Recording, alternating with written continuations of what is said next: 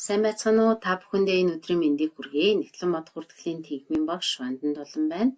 Оюутан суралцагчид, төгсөгчид та бүхэндээ зориулаад санхүүгийн тайлгналын олон улсын стандарт 15 худалдан авагчтай байгуулсан гэрээний орлого стандартаар товч тайлбар сургалт хийе. За тус стандарт нь 2018 оны 1 сарын 1-ээс хэрэгжиж эхэлж байгаа бөгөөд энэ стандарт зааснаар орлогыг дараах 5 уншдаар хүлээн зөвшөөрөхөөр заасан. За нэгдүгээрт нь бол гэрээг тодорхойлох.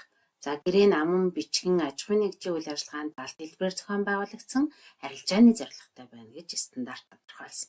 Тэгэхээр бид бол аман бичгэн гэрээг бол сайн мэднэ. Аж ахуйн нэгжийн үйл ажиллагаанд далд хэлбэрээр зохион байгуулагдсан гэдэг нь хэрэглэгч үйлчлүүлэгчтэй бараа бүтээгдэхүүнээ хүргэснийхаа төлөөвөл төлбөр авах эрх үүснэ. За худалдан авагчид нь төлбөр төлөх үүрэг үүсдэг. Үүнийг бол бид аж ахуйн нэгжийн үйл ажиллагаанд далд хэлбэрээр зохион байгуулагдсан гэрээ гэж үздэг байна. Тэгэхээр энэ стандарт бол гэрээг бас арилжааны шин чанартай байхыг бол нэлээд онцлсан байгаа. За хоёрдугаар үе шат бол гүйцэтгэх үүргүүдийг тодорхойлох гэж байна. Гүйцэтгэх үүрэг гэдэг нь бол тусдаа бүтээгдэхүүн үйлчилгээг нийлүүлэх амлалтыг бол хэлж байна. За өөрөөр хэлэх юм бол энэ тусдаа бүтээгдэхүүн үйлчилгээ нь ялхан тодорхойлж болохоор байх юм бол бид нэр гүйцэтгэх үүргүүдийг нь тусад нь авч үздэг. Ялхан тодорхойлж болох гэдэг нь болохоор тухайн бүтээгдэхүүн үйлчилгээ үүргийг тусдаа худалдан авагчдад хүргэх боломжтой мөн тухайн бүтээгдэхүүн үйлчилгээ үүргээс бол тусдаа өгөөж хүртэх боломжтой ийм байх юм бол бид нар бол ялхан тодорхойлж болох бүтээгдэхүүн үйлчилгээ гэж хэлдэг байна. За арилжааны үнийг тодорхойлоход бол нэлээ хэдэн зүйлийг бол харгалзан үздэг. Үүнд бол хувьсах төлбөрийн хязгаарлалтын нөхцлүүд, мөн томоохон гэрээний санхүүжилтийн нөхцөл байна уу? За мөн мөнгөн бос зүйлс худалдан авагчдад төлөх төлбөр буюу худалдан авалтын хөнгөлт буцаалтай бол хэрхэн үрдэг талаар бол энэ стандарт нэлийн дэлгэрүүлэн авч үзсэн байгаа. За ингээд арилжааны үн гэдэг нь аж ахуйн нэгж амлсан бүтээгдэхүүн үйлчилгээгээ үйлчлүүлэгчид үзүүлснийхаа төлөө авах хэрэгтэй гэж үзэж байгаа гэрээний төлбөрийн дөнгөөл хэлж байгаамаа. За ингээд 4-р үе шатанд бол 2-р үе шатаар тодорхойлсон гүйцэтгэх үүргүүдэд 3-р үе шатаар тодорхойлсон арилжааны үнийг бол хуваарлана. Ингэж хуваарлахтаа бол тухайн байгууллагын өмнөх туршлагад үндэслэн тусдаа борлуулалтын үндүүл суурилна. Ийм тусдаа борлуулалтын үн тухайн байгууллагын түүхэнд байхгүй байх юм бол харин зах зээлийн дундаж хэвийн нөхцөл дээр явагдаж байгаа үндүүл суурилж хуваарлж болно. За 5-р үе шат бол гүйцэтгэх үүргээ биелүүлсэн үедээ бол орлогыг хүлээн зөвшөөрнө. За энэ гэрээгээр амлсан бүтээгдэхүүн үйлчилгээнийхаа хяналтыг үйлчлүүлэгчид шилжүүлсэн үедээ аж ахуйн нэгж гүйцэтгэх үүргээ биелүүлсэн гэж үзнэ гэж байна. Тэгэхээр энэ гүйцэтгэх үүрэг биелэгдэх үед бол хугацааны хувьд бол хоёр өөр зүйл гарч ирдэг. Нэгдүгээрт нь бол худалдаж байгаа бүтээгдэхүүн үйлчилгээ нь бол тодорхой нэг агшинд шууд хүргэгдэх, эсвэл цаг хугацааны явцад гэрээний үүрэг нь биелэгдэх гэсэн ийм хоёр нөхцөл бол байдаг. За энээс шалтгаалаад орлогыг хэзээ хүлээн зөвшөөрөх вэ гэдэг нь бас харилцан адилгүй өөр байдаг. За жишээ нь А компани 2020 оны 1 сарын 1-нд Б компани бүтээгдэхүүн үйлчилгээ нийлүүлэхээр гэрээ байгуулсан. Гэрээ нь 100 ширхэг гар утсыг нийлүүлнэ. За үүнийхээ хариуд ажилчдыг үнэгүй датагаар хангана. Мөн дугаарын суурь хураамжаас чөлөөлөх 3 үйл ажиллагааг бол хамаарах нь байна. Гэрээний нийт үн бол 100 сая төгрөг.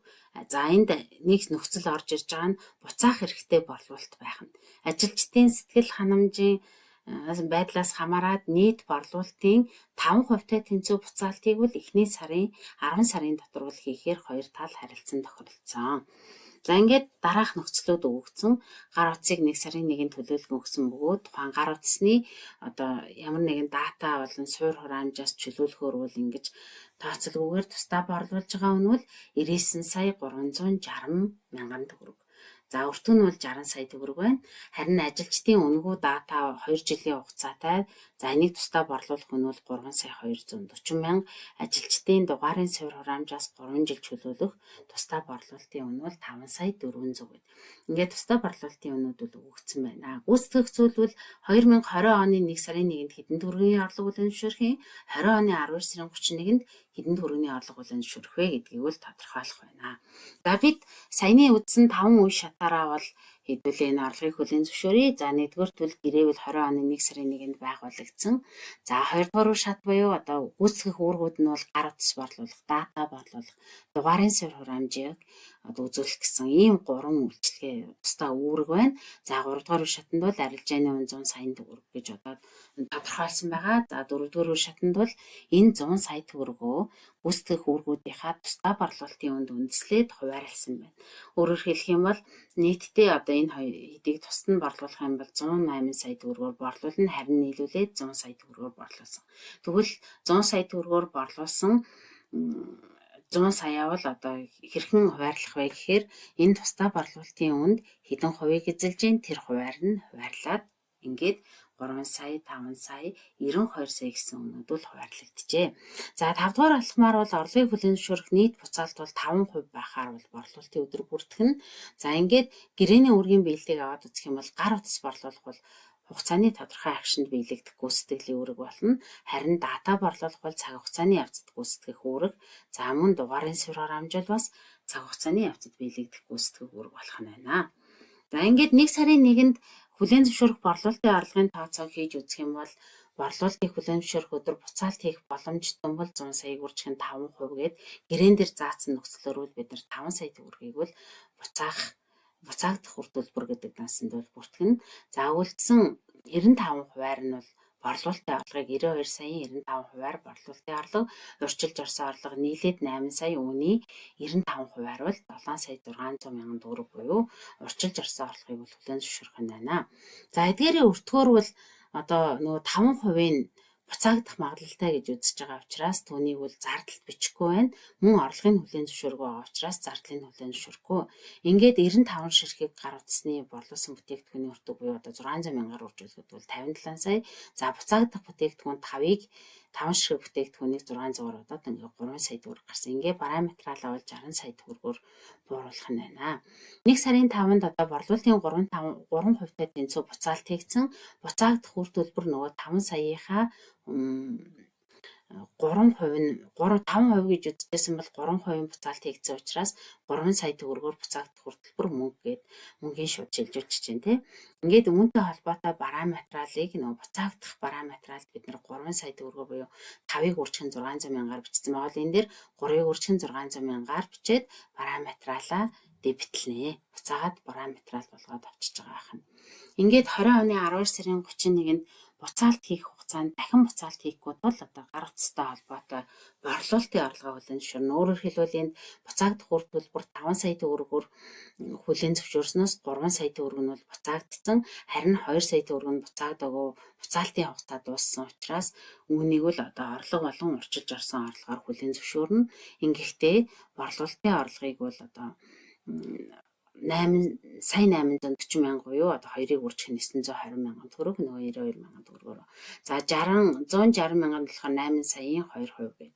Ингээд одоо орлого урьдчилж орсон орлогыг бол хүлээн зөвшөөрч бүртгээд мөн энэ 2 ширхэг гар утас буюу одоо 2% ногдох хэмжээгээр бол зардлыг бас хүлээмж. Энд орлогын хүлээн зөвшөөрсөн чинь энд зардлын хүлээн зөвшөөрөөд ингээд буцаагдах бүтээгдэхүүн сая 200-аар бичигдээд ингээд нийт одоо 3 сая төгрөгийн буцаагдах бүтээгдэхүүн бол одоо хасагдаж дууссан гэсэн үг байна.